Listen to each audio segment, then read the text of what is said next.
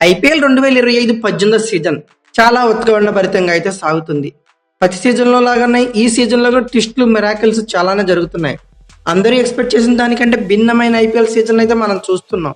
నిన్న జీటీ మీద 14 ఏళ్ల కుర్రాడు Vaibhav Suryavanshi second highest century అయితే ఐపీఎల్లో బాధేశాడు. అలానే ముంబై ఇండియన్స్ కంబ్యాక్ అయితే వేరే లెవెల్. మొదటి 5 మ్యాచ్లకు ఒకటే గెలిచిన ముంబై ఇండియన్స్ అంటే సెకండ్ 5 మ్యాచెస్లో 5 గెలిచి వెల్ కంబ్యాక్ అయితే ఇచ్చింది ముంబై ఇండియన్స్. ఇక తర్వాత టైటిల్ ఎక్స్పెక్ట్ చేసిన SRH, CSK, defending champion KKR almost ఇంటి ముఖం అయితే పట్టేశాయి. అలానే జీటీ, డీసీ, పంజాబ్ కింగ్స్ అద్భుత పోరాట పటిమతో టైటిల్ దిశగా అయితే అడుగులు వేస్తున్నాయి. ఓవరాల్గా ఈ సీజన్ రసవత్తరంగా మారిపోయింది. ఆర్సీబీ 10 మ్యాచ్లకు ఏకంగా 7 గెలిచింది.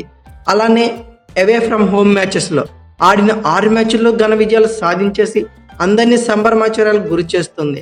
అయితే 14 పాయింట్లతో టేబుల్లో టాపర్గా ఆర్సీబీనే ఉంది. అలానే సెకండ్ స్పాట్లో Mumbai Indians, GT, DC, RS విజయాలతో 12 పాయింట్లతో సెకండ్, థర్డ్, ఫోర్త్ స్పాట్లో కంటిన్యూ అవుతున్నాయి.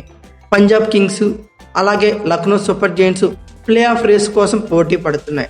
అయితే ఈ సీజన్లో 49వ మ్యాచ్గా ఏప్రిల్ అంటే బుధవారం రోజు పంజాబ్ కింగ్స్, సిఎస్కేకి హోమ్ గ్రౌండ్ అయిన చపాక్ స్టేడియం వేదికగా ఓ ఇంట్రెస్టింగ్ ఫైట్కి అయితే సిద్ధమయ్యాయి.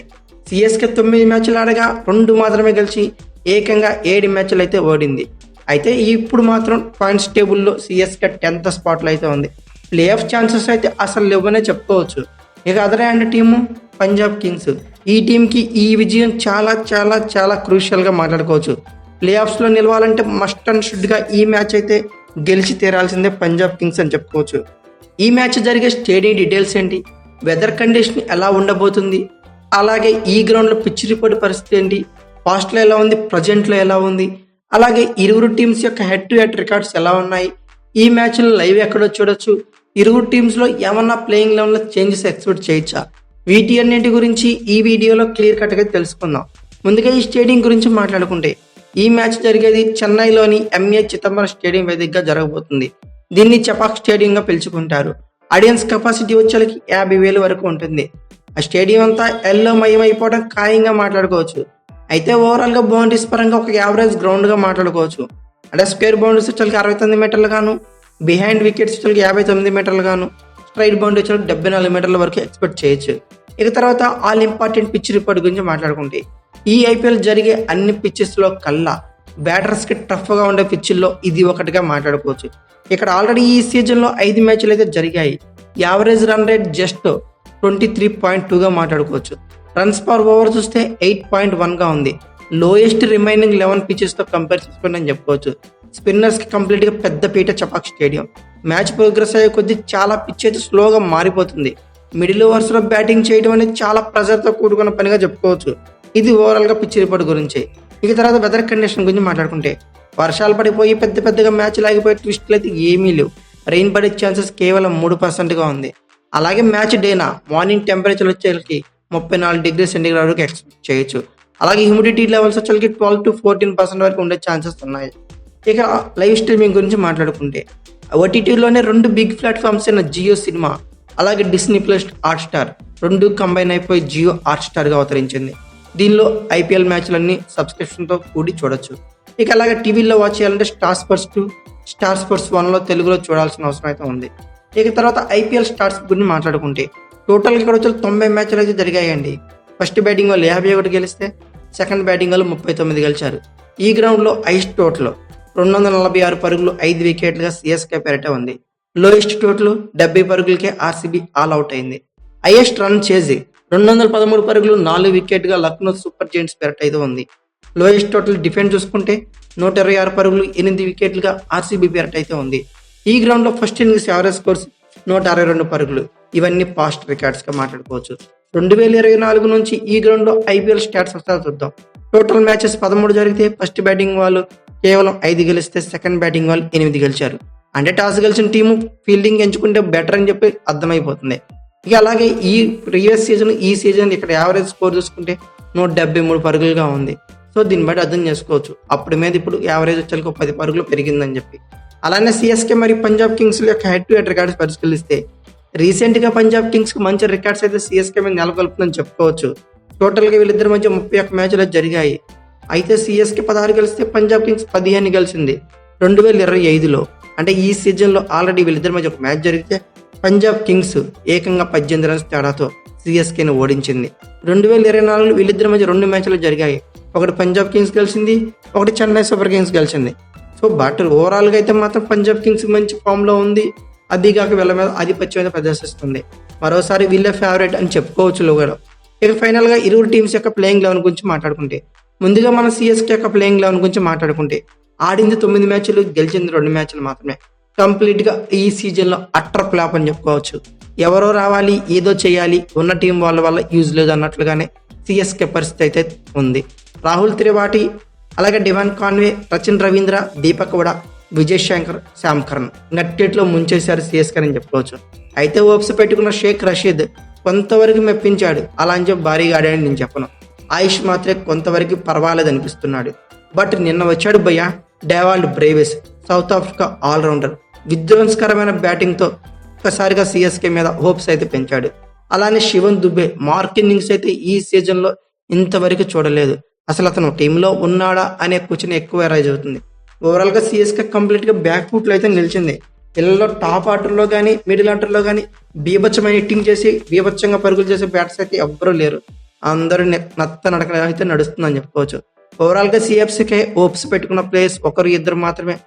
ఇక రిమైనింగ్ అంతా వరస్ట్ ఫామ్లో ఉన్నారని చెప్పుకోవచ్చు. Ayush Mhatre, Dewald Brevis, Shivam Dube bat నుండి పరుగులు రావాల్సి ఉంది. అలానే ముగ్గురులో ఇద్దరైనా బిగ్ ఇన్నింగ్స్లు కన్వర్ట్ చేయాలి వాటిని, అప్పుడు మాత్రం సిఎస్కే రేస్లో ఉంటుంది. అలానే షేక్ రషీద్ బ్యాట్ నుంచి జడేజా, శామ్ కర్న్లు, ధోనీల నుండి మినీ క్యామియోలు అయితే ఆడాల్సి ఉంది. జీటీ టీంలో ఇంపాక్ట్ ప్లేయర్ రోల్ ప్లే చేసే విజయ్ శంకర్ని ఇక్కడ కూడా అదే రోల్తో ఫిల్ చేసుకొని కొంచెం బ్యాటింగ్ అటాకింగ్ ఆడమని చెప్తే బాగుంటుందని నేను అనుకున్నా. ఇక బౌలింగ్ యూనిట్లో డీసెంట్ బౌలింగ్ యూనిట్ అయితే కనబడుతుంది. బట్ ఓన్లీ బ్యాటింగ్ ఫీల్డింగ్ వల్ల సిఎస్కే బ్యాక్ ఫుట్లో నిలిచిందని చెప్పుకోవచ్చు. ఖలీల్ అహ్మద్, మతీష పతిరానా, ముఖేష్ చౌదరిలతో, అంశుల్ కంబోజ్తో పేసినట్టు బాగానే కనబడుతుంది. నేనైతే ఖలీల్ అహ్మద్ మాత్రం పవర్ ప్లేలో ఎక్సలెంట్గా బౌలింగ్ చేస్తున్నాడు. డెత్ ఓవర్స్లో మతీష పతిరానా బాగానే బౌలింగ్ చేస్తున్నాడు. బట్ వీళ్ళిద్దరికి సపోర్ట్ చేసే ఒక కీ బౌలర్ అనే టీంలో లేరని చెప్పుకోవచ్చు. అంశుల్ కంబోజ్, ముఖేష్ చౌదరిలు ఇద్దరుగా అటర్ ఫ్లాప్ అయిపోతున్నారు. వీళ్ళిద్దరిలో ఎవరొకరు వెళ్ళి సపోర్ట్ ఇస్తే బాగుంది అనుకున్నా. శామ్ కర్న్ బౌలింగ్ చేసినా అంతగా యూజ్ అయితే కనపడలేదు. ఇక తర్వాత స్పిన్ యూనిట్లో మాట్లాడుకుంటే నూర్ అహ్మద్ మంచి రోలే ప్లే చేస్తున్నాడు. జడేజా కూడా ఒక 1 by 1 అప్ అండ్ డౌన్స్ చూస్తూనే ఉన్నాం. అలాగే ఇంకో స్పిన్నర్ రవిచంద్రన్ అశ్విన్ కానీ, శ్రేయస్ గోపాల్ కానీ ఈ రోజు ఆడే ఛాన్సెస్ అయితే ఉన్నాయి. ఓవరాల్గా వీళ్ళ లెవెల్లో పెద్ద పెద్ద చేంజెస్ అయితే మనం ఎక్స్పెక్ట్ చేయలేం. ఎందుకంటే వాళ్ళ దగ్గర ఉన్న రిసోర్సెస్ అన్ని సిఎస్కి కంప్లీట్గా వాడేసింది. డివైన్ కాన్వే, సచిన్ రవీంద్ర లాంటి టాప్ బ్యాటర్లను పక్కన పెట్టేసిందంటే అర్థం చేసుకోవచ్చు వాళ్ళు ఎంత వర్స్ట్గా పెర్ఫార్మ్ చేశారని. ఓవరాల్గా వీళ్ళ లెవెన్ పేపర్ మీద పరిశీలిస్తే Sheikh Rasheed, Ayush Mhatre, Dewald Brevis, Shivam Dube, Ravindra Jadeja, Vijay Shankar, MS Dhoni, Shreyas Gopal, Noor Ahmad, Khaleel Ahmed, Mukesh Choudhary ఇలా ఉన్నారు. ఇంపాక్ట్ ప్లేయర్స్గా మతీష పతిరానా యూజ్ చేసిన ఛాన్సెస్ అయితే మాక్సిమం కనబడుతున్నాయి. ఇక ఫైనల్గా పంజాబ్ కింగ్స్ యొక్క ప్లేయింగ్ 11 గురించి మాట్లాడుకుంటే, ఈ సీజన్లో ప్లే ఆఫ్స్లో ఉంటుంది ఫిక్స్ అనుకున్న franchise Punjab Kings. But previous మ్యాచ్లో వరస్ట్ మూవ్ అయితే ఒకటి చేసింది భయ్య. దీనివల్ల ఆ పంజాబ్ కింగ్స్ మీద ఓప్సే కోల్పోయింది. దీనివల్ల పంజాబ్ కింగ్స్ మీద గుడ్ ఒపీనియన్ కూడా పోయింది. కేకేఆర్తో జరిగిన మ్యాచ్లో ప్రీవియస్ మ్యాచ్లో మ్యాచ్ ఫిక్సింగ్ చేశారా అని ఎలా బిహేవ్ చేసింది. 14 ఓవర్లు 160 స్కోరు, ఇక 2 వికెట్లు. మిగిలిన 6 ఓవర్లకి ఖచ్చితంగా 70 రన్స్ అయినా కొట్టచ్చు. ఎందుకంటే చేతిలో 8 వికెట్లు ఉన్నాయి. టాప్ ఫినిషింగ్ అయితే వెళ్ళలో ఉంది. ఆ టైంలో మ్యాక్స్వెల్ బ్యాటింగ్ పంపడమే చాలా తప్పు. ఎందుకంటే అతను ఫామ్లో లేడు. నేహాల్ వదీరా, శశాంక్ సింగ్ని పంపించుంటే మంచి స్కోర్ అయితే యాడ్ అయ్యేది. మెయిన్లీ టాప్ స్కోర్ అయితే చేస్తున్నాడు నేహాల్ వదీరా అని చెప్పుకోవచ్చు. అలాగే మినిమం 230 పరుగులు చేస్తుంది అనుకున్న టైంలో ఒక బ్యాడ్ మూవ్ చేసింది అతనే మ్యాక్స్వెల్. సరేలే మ్యాక్స్వెల్ అన్న కొడితే లేకపోతే అవుట్ అవుతాడు అనుకున్నాం. ఇక తర్వాత ఎంపట రికే పాంటింగ్, శశాంక్ సింగ్ని మరియు నేహాల్ వదీరాని పక్కన పెట్టి మరి మార్కో జాన్సన్ని బ్యాటింగ్ అయితే పంపలేదు. కంప్లీట్గా అట్టర్ ఫ్లాప్ అయితే అయ్యాడు. పంజాబ్ కింగ్స్ మంచి రిథంలో ఉందనుకున్న టైంలో వాళ్ళిద్దరు ఆడిన ఇన్నింగ్స్ అయితే వెరీ బ్యాడ్ అని చెప్పవచ్చు. కేకేఆర్ బౌలింగ్లో అంత డామినేషన్ అయితే లేదు. మార్కో జాన్సన్ డిఫరెన్స్గా ఫెరటీ ఇవ్వడం వల్ల స్కోర్ బోర్డ్ అయితే డౌన్ అయిపోయింది. సో ఇలాంటి మూవ్స్ వల్ల ఇది ఫిక్సింగ్ జరిగిందేమో అన్నట్లే థాట్స్ అయితే జనాల్లో ఎరైజ్ అని చెప్పుకోవచ్చు. ఇక తర్వాత పంజాబ్ కింగ్స్ యొక్క ఓపెనింగ్ గురించి మాట్లాడుకోవాలి. ప్రియాంశు ఆర్య, ప్రభ్ సిమ్రాజ్ సింగ్ ఇద్దరు కొత్త బ్యాటర్స్ అయినా మాత్రం సాలిడ్ బ్యాటింగ్ అయితే చేస్తున్నారు. ఇద్దరు కలిసి బిగ్ బిగ్ బిగ్ స్టార్ట్స్ అయితే ఇస్తున్నారు, ఫ్లయింగ్ స్టార్ట్స్ అయితే ఇస్తున్నారు అని చెప్పుకోవచ్చు. ప్రతి ఓవర్లో 10 పైన రన్ అయితే కొడుతూనే ఉన్నారు. వీళ్ళ బ్యాటింగ్ గురించి చెప్పుకోవాలి. తర్వాత శ్రేయస్ అయ్యర్ కూడా టచ్లోనే ఉన్నాడు. బట్ ప్రీవియస్ మ్యాచ్లో స్ట్రైక్ రొటేషన్ చాలా కష్టంగా మారిపోయింది. ఇక బౌలింగ్ యూనిట్ గురించి మాట్లాడుకుంటే మార్కో జాన్సన్, అజ్మతుల్లా ఉమర్జాయ్, హర్షదీప్ సింగ్లతో చాలా పేస్ అటాక్ బాగానే ఉంది. మెయిన్లీ మార్కో జన్సేన్ మరియు హర్షదీప్లు బంతితో బాగా ఇంపాక్ట్ అయితే చూపిస్తున్నారు. ఇక క్రూషియల్ టైంలో వికెట్స్ కూడా తీస్తున్నారని చెప్పుకోవచ్చు. ఇక బౌలింగ్ స్పిన్ యూనిట్ గురించి మాట్లాడుకుంటే యుజ్వేంద్ర చహల్, హర్ప్రీత్ బౌర్ ఇద్దరితో సూపర్ స్పిన్ అటాక్ అయితే ఉంది. ఇద్దరు కూడా మంచి రిథంలో ఉన్నారని చెప్పుకోవచ్చు. వీళ్ళ ప్లేయింగ్ లెవెల్లో కూడా పెద్దగా చేంజెస్ అయితే ఎక్స్పెక్ట్ చేయడం లేదు. వీళ్ళ ప్లేయింగ్ లెవెన్ పేపర్ మీద పరిశీలిస్తే ప్రియాంశు ఆర్య, ప్రభ్ సిమ్రాన్ సింగ్, శ్రేయస్ అయ్యర్, జోష్ ఇంగ్లీష్, నేహాల్ వదీరా, శశాంక్ సింగ్, ఇక మ్యాక్స్వెల్ ప్లేస్ లో మార్కస్ స్టైనిస్ ఆడే ఛాన్సెస్ మాక్సిమం కనబడుతున్నాయి. అలాగే అజ్మతుల్లా ఉమర్జాయ్, మార్కో జన్సేన్, హర్షదీప్ సింగ్, యుజ్వేంద్ర చహల్ ఆడే ఛాన్సెస్ అయితే ఉన్నాయి.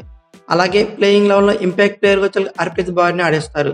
అయితే ఓవరాల్ గా ఫేవరెట్ వచ్చి పంజాబ్ కింగ్స్ అయినప్పటికీ నా ఒపీనియన్ ఎందుకు ఇవాళ సిఎస్కే గెలుస్తుంది అనిపిస్తుంది. ఎందుకంటే సిఎస్కే రీసెంట్ గా 4 మ్యాచ్లు అయితే ఆడింది. అలా కంచుకోటలో చపాక్ స్టేడియంలో 4 ఓడిపోయింది. ధోని అంత ఈజీగా ఈ మ్యాచ్ అయితే తీసుకుంటాడని అనుకోవటం లేదు. ఖచ్చితంగా గెలుస్తుందని నేనైతే అనుకుంటున్నా. మీరు ఎవరు గెలుస్తారు అనుకున్నారు ఈ మ్యాచ్లో ఖచ్చితంగా కామెంట్ బాక్స్లో పిన్ చేయండి. అలాగే ఈ వీడియో కనుక మీకు నచ్చినట్టు like, share, comment plus subscribe చేసుకోండి. అలాగే పక్కనే ఉన్న బెల్ ఐకాన్ ఒకటి మాత్రం మర్చిపోకండి. Thank you for watching. Have a nice day.